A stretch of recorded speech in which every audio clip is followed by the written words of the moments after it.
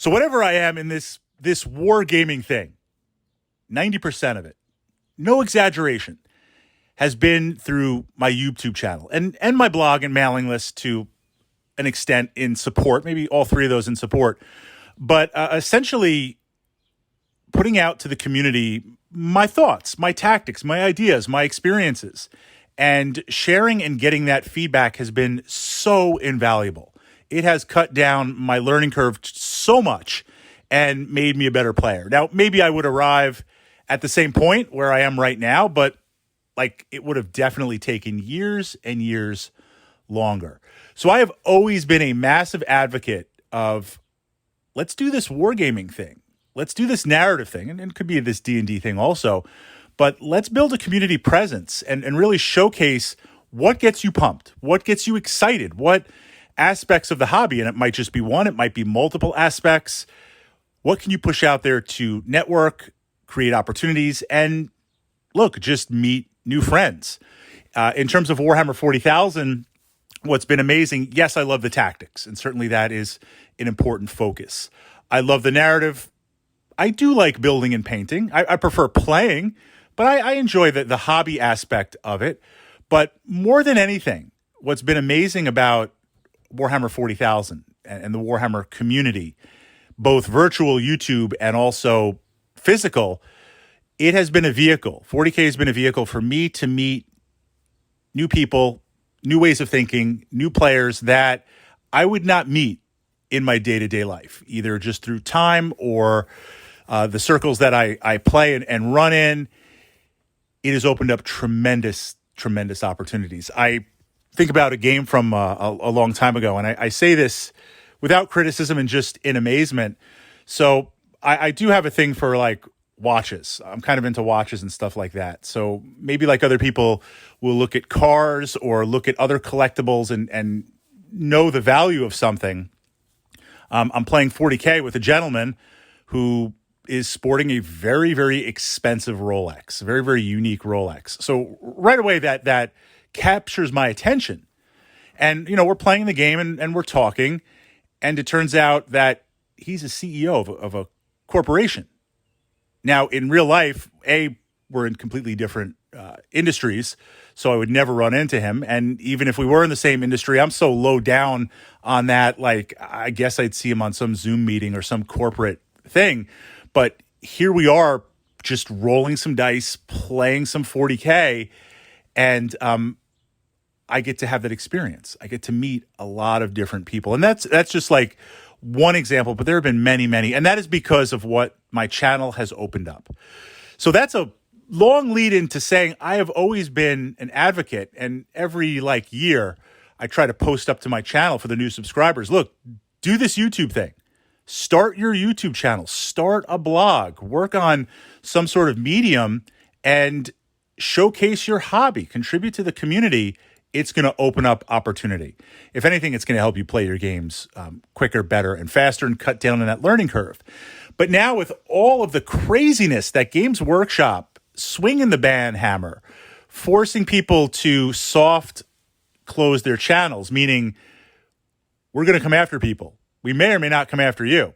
You better think about it. And looking at other channels, you're crunching the numbers in your mind and saying, well, they went after this 40K channel because of X, Y, and Z, and they're really big. I'm really small. I don't know. So it's now gotten to the point where I was asked the question, like, you know, Fritz, I've just launched a 40K channel, or I'm thinking about jumping into a Warhammer channel to showcase my passion for the hobby. You've been in this game for a while here, both with 40K and other aspects. What do you think? And my response is yes, I would still do it.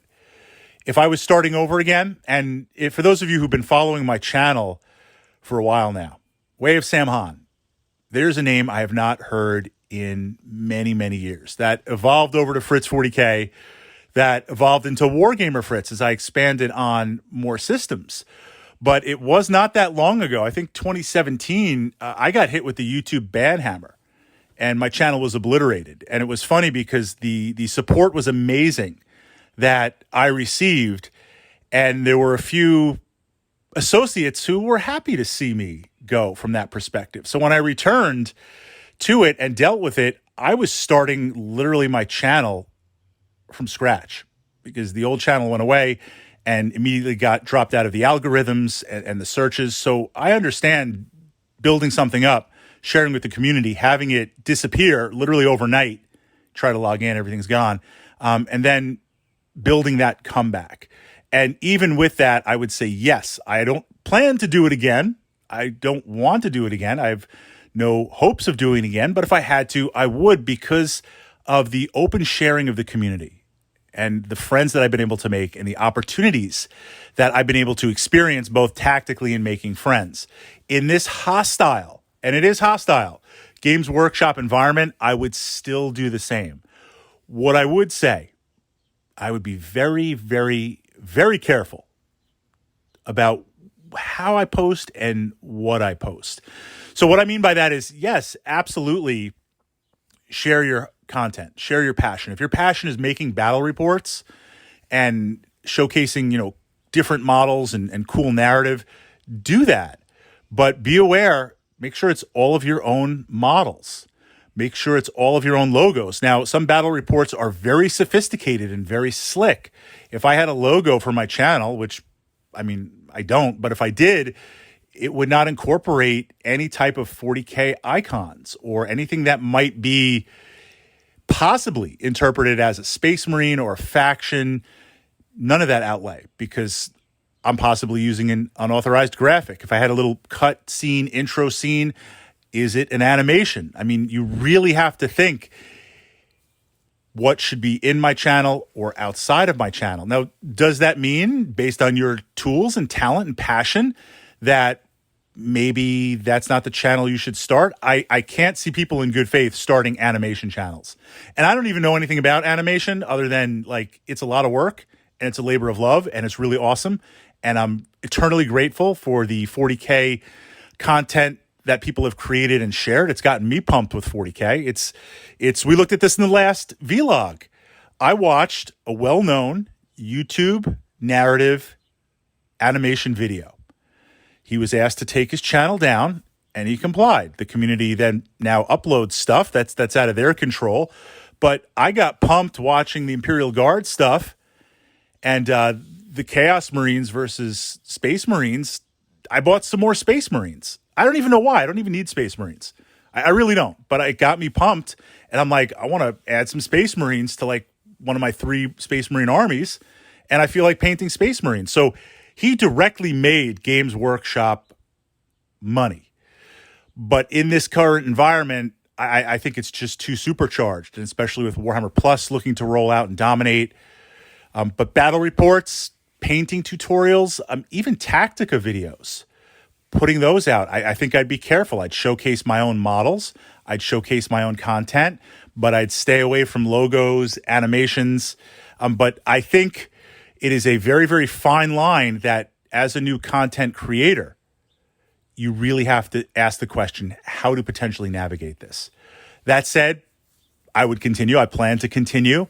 And just being more mindful of the shift of the community. So I don't go in one direction, have up a ton of videos, a ton of content, and then get hit with that ban hammer.